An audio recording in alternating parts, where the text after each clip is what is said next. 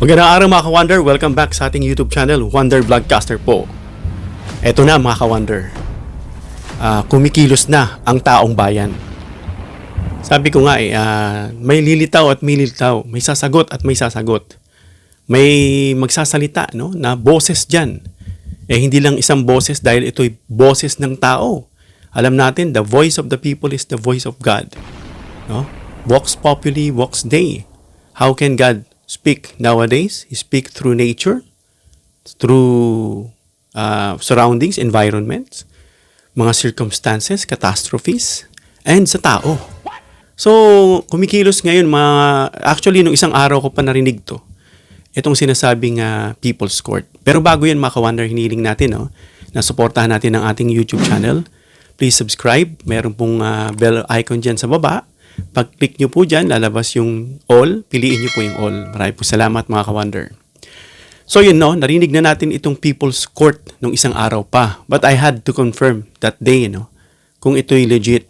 Well, ito nga po ay talagang buo na, na ito po'y binubuo ng mga sektor, ng mga private sector, mga academies, mga individual religious group, mga former justices, lawyers, and mga estudyante ang ilan dito, At may mga iba diyan mga kasapi pa na ito ay tinatawag nilang People's Court, Itong mga grupong ito ay alam natin pag sinabi nating People's Court hindi naman po yan legal, Ito ay binuo ng tao. Sila po yung kumbaga watchtower, watchdog kung merong mga umaabuso at pumapalya na lantarang pag-aabuso, ginagamit yung kapangyarihan, na parang they feel like they are untouchables and above the law.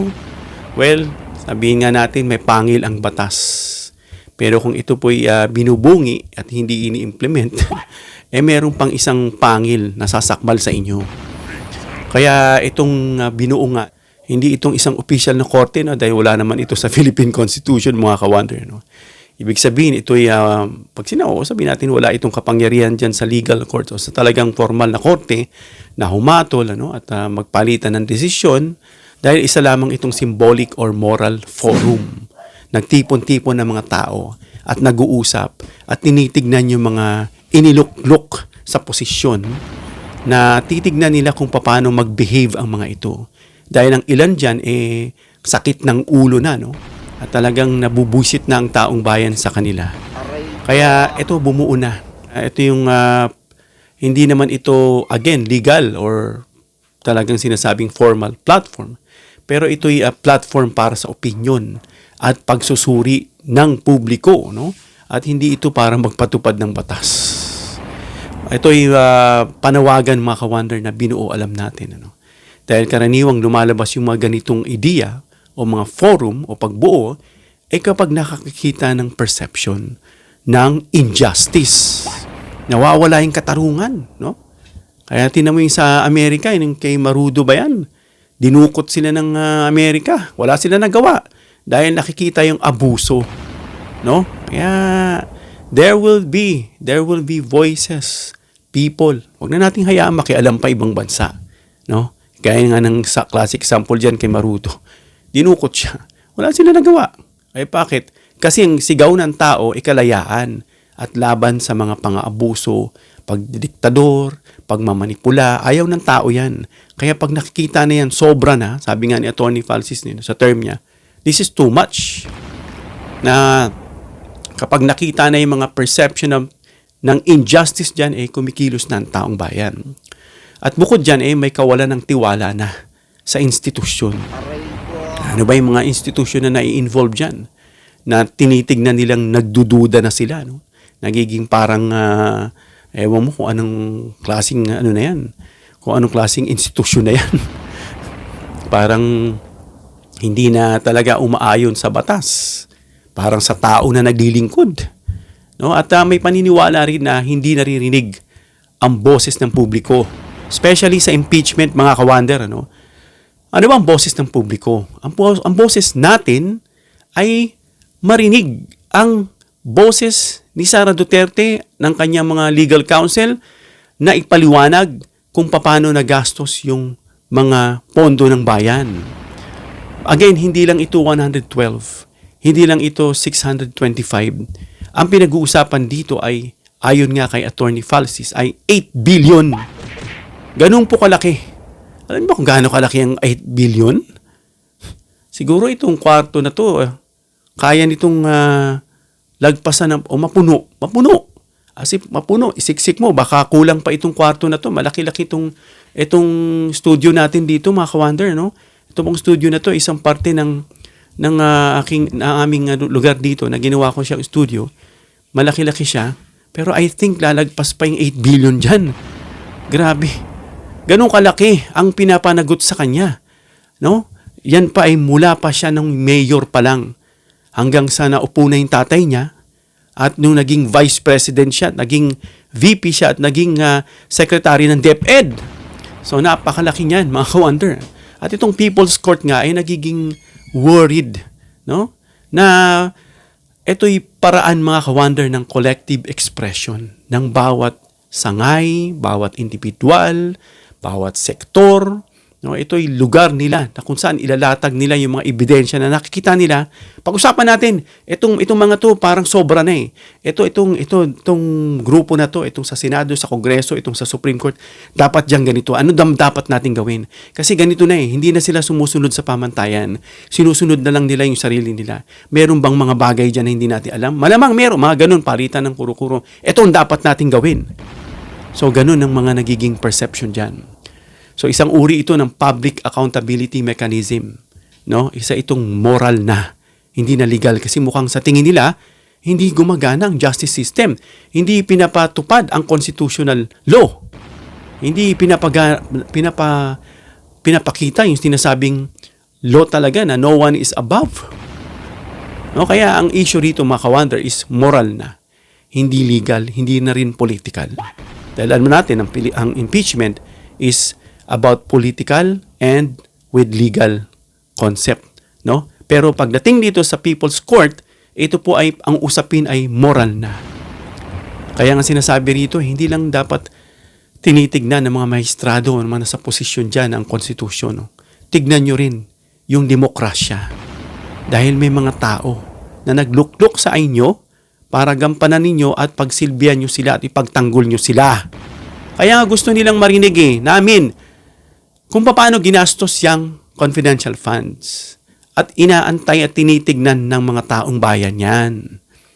Kung yan, na sinasabi nga ni Attorney Falsis, iti-TRO ba yan o di-dismissed?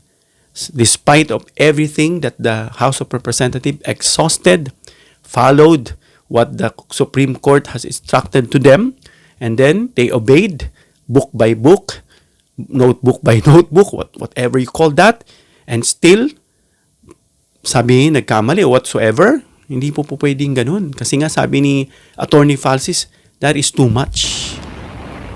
Parang nasira na yung Section 11. Parang nasira na yung Article 11, Section 3. Naging dead law na. No? Nagkaroon ng constitutional crisis na. Ano ba na nangyayari na? Dahil lang ba sa ilang tao, isang pirasong tao, versus people of the Philippines? So yan, mga ka-wonder. No? Kaya dapat, hindi ko naman sinasabing itong court na to, itong People's Court ay talagang legal. Inuulit ko na. Dahil hindi ito pwedeng magmukhang kapalit ng legal system. Hindi ito dapat gamitin para mag-udyok o galit o stabilisasyon. Isa nga itong, again, forum. Ina-express ko lang kung ano yung mga potential na pinag-uusapan. Dahil tayo naging member na rin ng mga forum noon.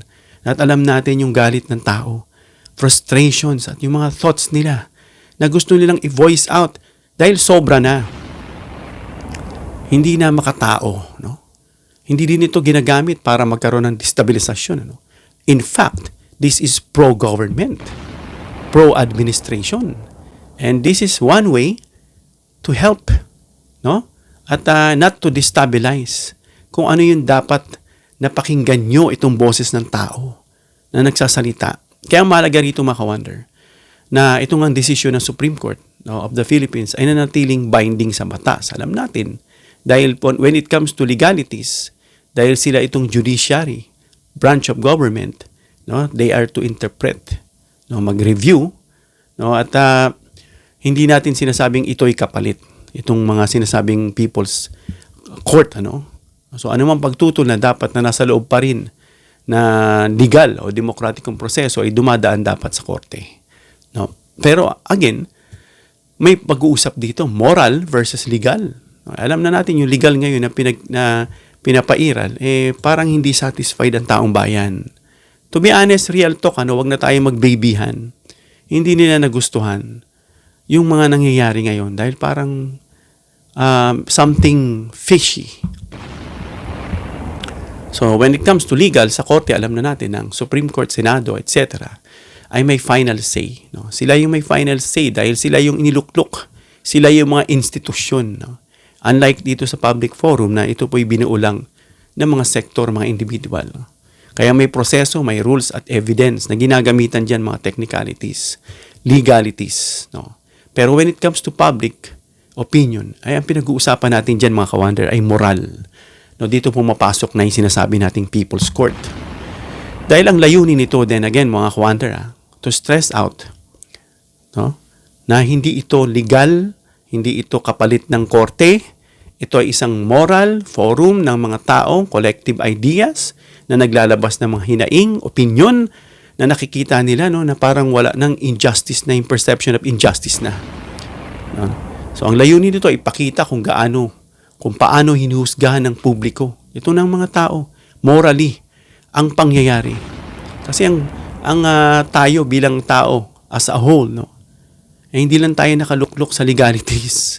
Hindi lang dyan nakatutok as a whole. Kasama dyan ang morality.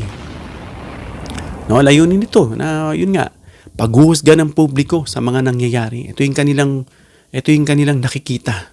Ito yung hatol namin, parang ganon. No? Hindi kasi sila makalaban. Hindi tayo makalaban. Boses lang pwede nating sabihin. At minsan nga, sinosuppress pa eh. No?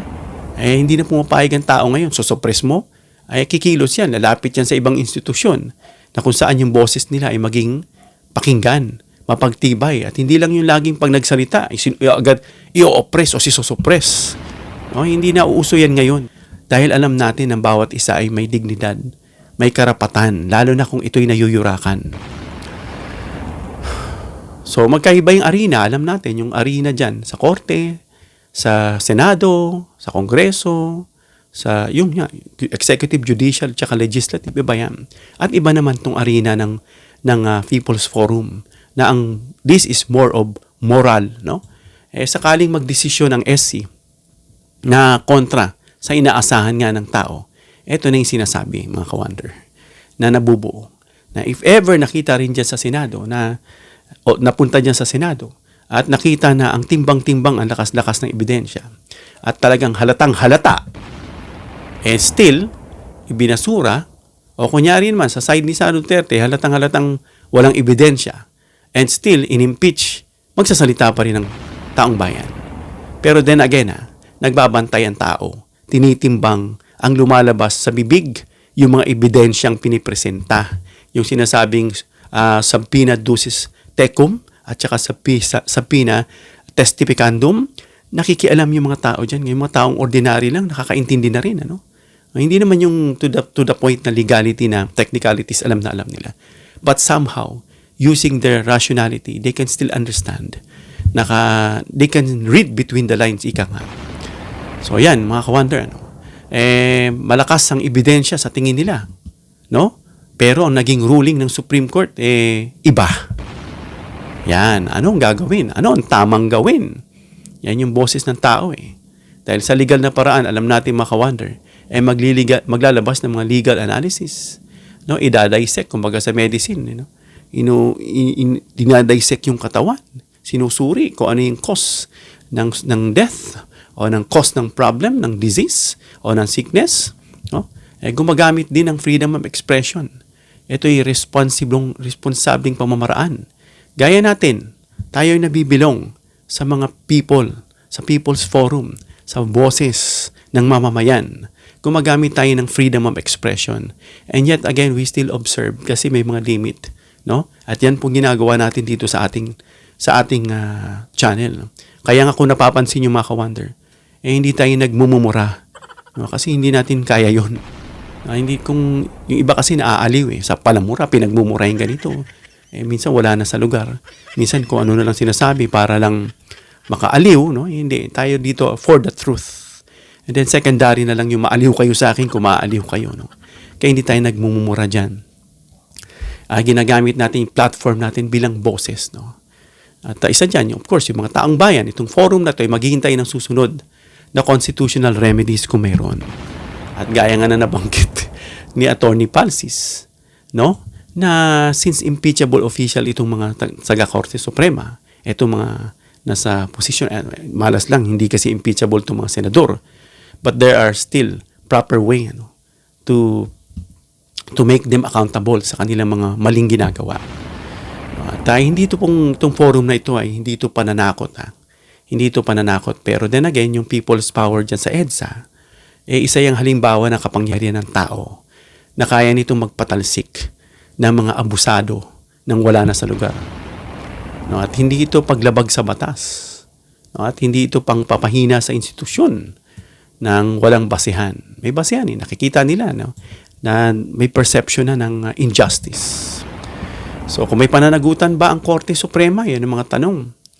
Kung nakikita nilang oo, pero sa tamang proseso, no? Kung ito'y nagkamali, ito'y hypothetical po, situational, if there would be any move na nakita ng taong bayan na ay mali ito, despite of everything, evidences, witnesses, exhausted everything according to their terms, according to what they have ordered to the Congress, and so on and so forth, exhausted everything, and yet, kitang-kita halata, again, this is situational, and then, magdi-decide ang taong bayan, no?